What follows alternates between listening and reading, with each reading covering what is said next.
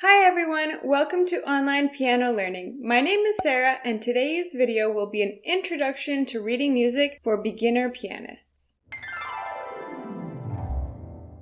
Playing piano is quite unique because not only do we have to know the treble clef, but we also need to know the bass clef. The grand staff is when you have both the treble clef and the bass clef, and you have to read them together. This part can be very tricky for new beginners because it's a lot of information to take in at the same time. Let's get started by seeing what you need to know at the grand staff in order to start memorizing your lines and spaces and how to do it. First, let's take a look at a grand staff. You have the treble clef and the bass clef, and they're connected by this brace on the side. If you have a staff with just the treble clef and then a staff with just a bass clef, that would mean that you play the treble clef staff first and then follow it up by the bass clef staff. But this brace tells us that we have to play both at the same time. Let's get started with the treble clef. The treble clef is also known as the G clef because, as you can see, the middle of the treble clef swirls around the second line, which is a G. Notes in the treble clef start around middle C and they go all the way up to the upper register of your piano. Now let's figure out the lines and spaces. The lines in the treble clef are E, G, B, D, and F. One popular way to memorize these is to use an acronym. You can use a popular one like Every Good Boy Deserves Fudge, or one that you made up. One of my students made up Every Girl Brings Delicious Food.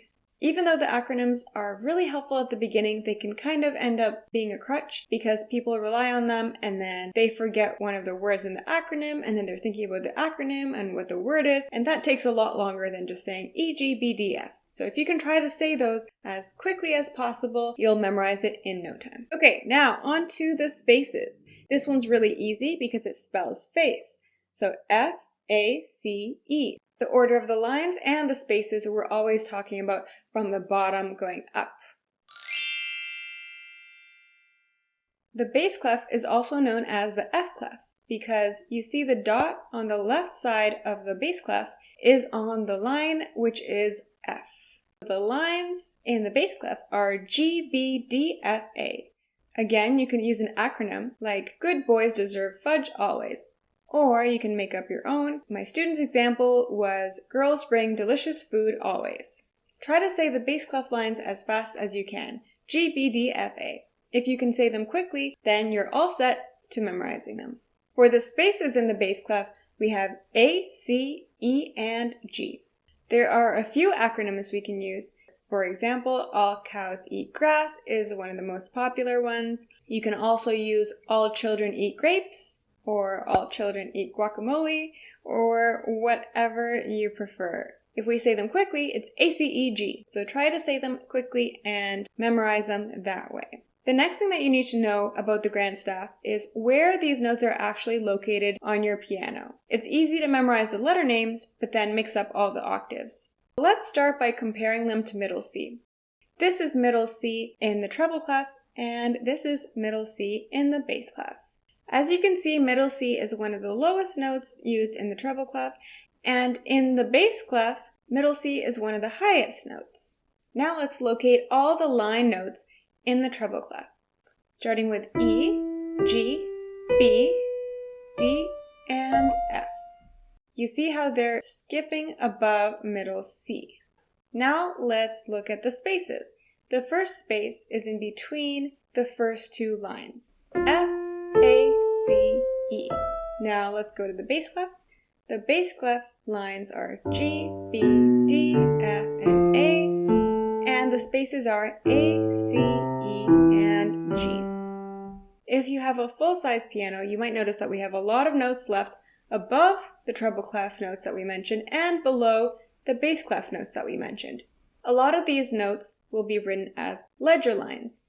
Middle C is an example of a ledger line, when we have to add lines in order to write notes on the staff.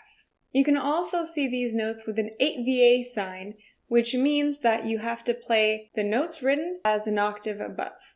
For example, you can have these notes written with the 8VA sign, and that would mean that they are an octave higher than written. You can also have the same thing with low notes. and this means that they're an octave below what's written. Well, that's it for the grand staff. I will make another video about the ledger line notes because, as you can see, it can be a little bit tiring on the eyes when you have so many lines to read. I just wanted to mention a couple of ways that you can practice this. One way you can practice this is using flashcards. I have these flashcards, and as you can see, it doesn't tell you the note, but if you turn it around, it does tell you what note it is and where it is compared to middle C. That works if you are a hands-on learner, and if you prefer a more digital way of learning notes, I recommend the app Music Tutor to my students, and this is not sponsored at all, but I like the app because it allows you to quiz yourself on all the notes and then check your answers. That's it for reading the grand staff. If you like this video, please don't forget to leave a thumbs up. If you have any questions or topics that you would like me to discuss, let me know in the comments and I would love to hear from you. Thanks so much for watching, and I'll see you in the next video.